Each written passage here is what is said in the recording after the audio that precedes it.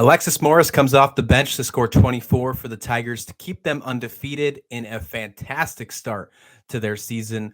There's a conversation now. There are two undefeated teams in the SEC, both in the top five. Which one's better? Well, we'll find out in February. But let's break down this game against Missouri. They win 77-57, moving to 17-0 against the Tigers here. Missouri 14-4 now, struggling in SEC play. They are now 3-2 in SEC play. Actually, a little better than I thought, to be completely honest. But LSU, one of four teams still undefeated in the SEC.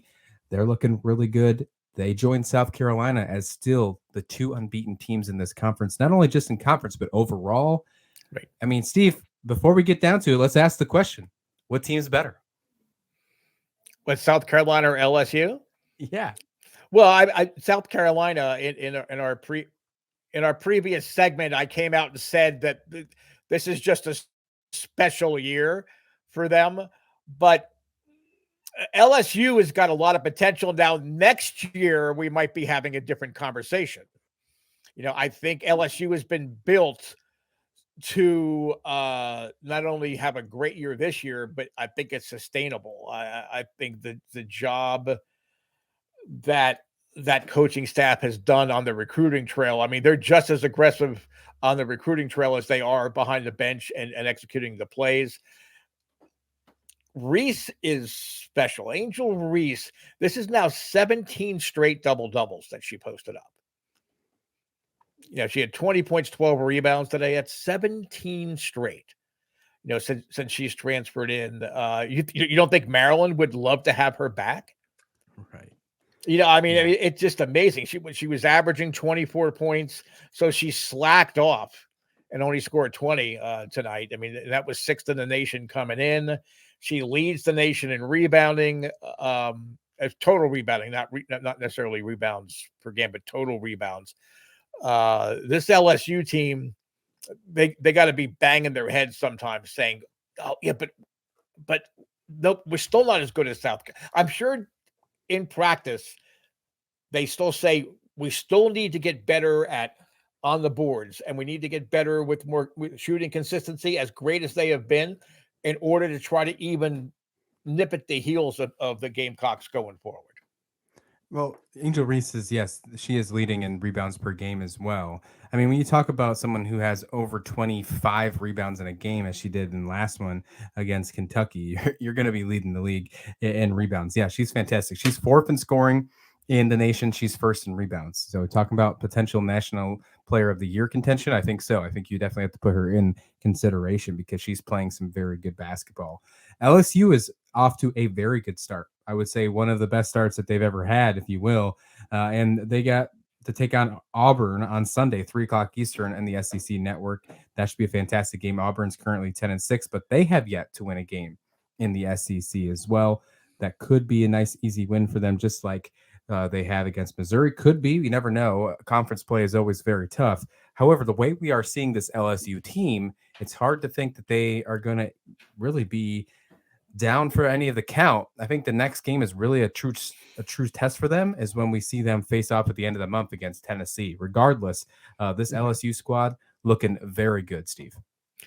Absolutely. And I wonder, because I was looking back at some other older box scores too, are they going to have to start when you're playing teams? Now, again, Missouri, I thought this game was going to be close. I didn't think Missouri was going to win here, but I thought they were going to make it maybe a little bit more of a game than they did. But when they're coming up against some of the weaker opponents in conference, do they need to perhaps start thinking about getting more of their bench players in, get some of their regulars breathers? Now, Reese played 29 minutes. And Johnson led with 32, but you have to wonder, do they need to start thinking, okay, I think we've got our spot. We're going to have a pretty good seed in the conference, but let's keep our legs fresh. I did look at the schedule. I know you usually have the schedule deep, there in front of you. I'm wondering, does LSU schedule, is it easier at the end of the conference schedule than it is right now? No, I think this is where you kind of get the best of it. I think honestly, when you look at it, well, you play South Carolina towards the end of the season. So, I mean, if you want to really play that in consideration, uh, and then you have Georgia, who's been a pretty interesting team, Old Miss right after the South Carolina game. And then you end with Mississippi State, who put a pretty decent game against South Carolina. So I would definitely say that the January is a quote unquote easier schedule for them in the SEC than February. However, they do play Tennessee at the end of the month in January. I think their next stretch here against Auburn, then Arkansas, although Arkansas is a very tough team, and Mhm. then Alabama is probably some of their easier stretches for the rest of the season. There's probably another 2 game stretch somewhere in February that might be a little easier, if you will. But heading into this Tennessee game, this is probably the best you're going to get before you have to really start focusing on some of the top runners in the SEC as we are sitting right now, based on conference wins. And Tennessee and LSU are still both undefeated in the SEC. Yeah, and I was looking at the shooting percentage. Missouri is a sneaky good defensive team, most nights. I mean, they're if you look at them, you know, according to the metrics, they're like I think they're like 50th in the nation, but really they play a good brand of defense, and I could see that where they could force teams to take bad shots. I think they were holding opponents to around 37% or so from the field coming into this. LSU shot 54% from the floor against a really good defensive team. So that's giving you an idea that maybe LSU people need to pay a little bit more attention. Again, they're number 5. I don't know how much more attention you can pay to them, but certainly earlier in the year, I think they had to prove. And they brought in nine new players to this roster between transfer portal and recruiting, and that's why I was saying LSU this year they may be just auditioning for the big time next year. I think next year LSU could give some serious run to South Carolina. I'm not sure that's going to happen this year. And that goes back to your initial question, which team is better, LSU or South Carolina? It's South Carolina this year. All right. Well, there's a decent stretch before they take on Tennessee. A couple things I think they need to take care of before they get to that Tennessee game. And this one, they did not shoot very well from the free throw line. They were 13 for 24, just over 50%. That's got to get cleaned up. Yeah. And they had 19 turnovers against Missouri. If this was a game against a Tennessee, against an Old Miss, against a South Carolina, those 19 turnovers would absolutely just kill you. So, got to get that cleaned up before we get to that Tennessee game. And I do think that LSU can continue to make this stretch. We could, in the middle of February, we could see 2 unbeatens taken stage at South Carolina LSU. I think that is entirely possible. Mm-hmm. I think there's a tougher path for LSU to get there.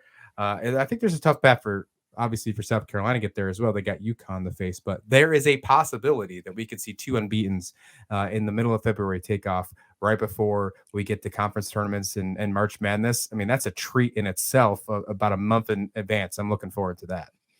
Yeah, it's it's so hard when you've got teams like LSU and South Carolina. It is so hard to stay in the moment and focus on. You always hear one game at a time. I mean, I look at it, it's 1 week at a time, not necessarily one game at a time. I think it's really important for coaches to have their players not be looking ahead at that. But when you've got two titans like you have in LSU and South Carolina right now on the women's side, it's hard not to look ahead to that matchup. And with South Carolina, it's hard to not look ahead to that matchup against UConn. So SEC women basketball fans, try to not look ahead. Enjoy all these great games you're going to have before that. But that's probably the biggest challenge that South Carolina and LSU's coaching staff is going to have is keep their players focused on this game ahead and the slate of games this week and not start looking ahead to not only big games in February, but also the conference and the national tournament. Absolutely. Let us know your thoughts below. Who do you think is the better team of the unbeatens right now? Is it LSU? Is it Ohio State? Or is it South Carolina? Do you agree with the rankings in the order that they are in South Carolina, Ohio State, LSU? Let us know your thoughts in the comment description below. Hit like and subscribe while you're there. And thanks for watching Slasher U.